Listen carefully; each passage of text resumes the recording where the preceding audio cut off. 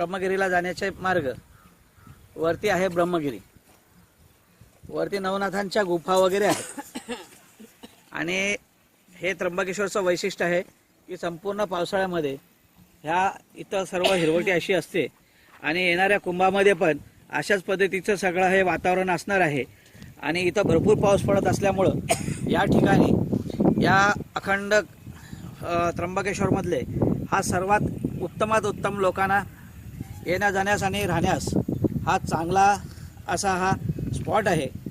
या स्पॉटवरती सर्वांना येणं जाणं सहज सोपं होईल।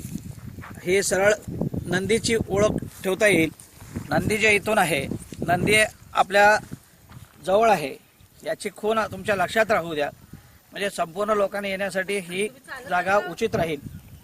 आणि हा सगळा मार्ग हा नंदीपासून कोणालाही शोधण्यासाठी अवघड जाणार नाही, त्यामुळं आम्ही ही जागा आखाड्याकडनं घेतलेली आहे आणि आखाड्यानं आम्हाला ही सर्वसंमत करून ही जागा जगद्गुरू सूर्याचार्य कृष्णदेव नंदगिरी महाराजांच्या नावानं हे अलॉट केलेली आहे।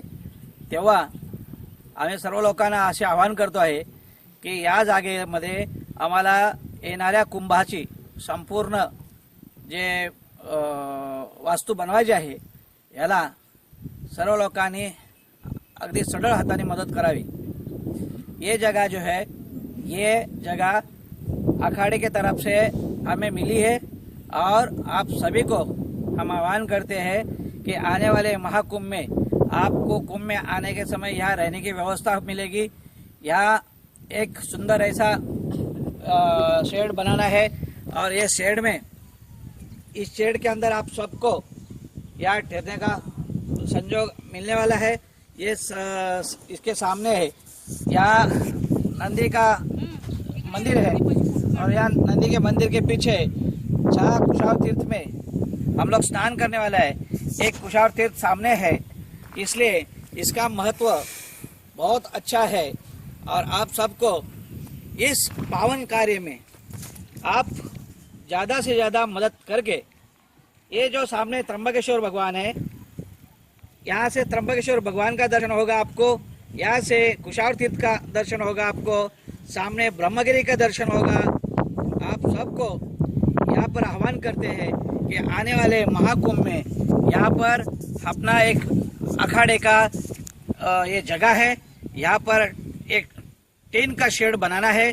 इसमें लगने वाली लागत लाखों रुपए की लगने वाली है।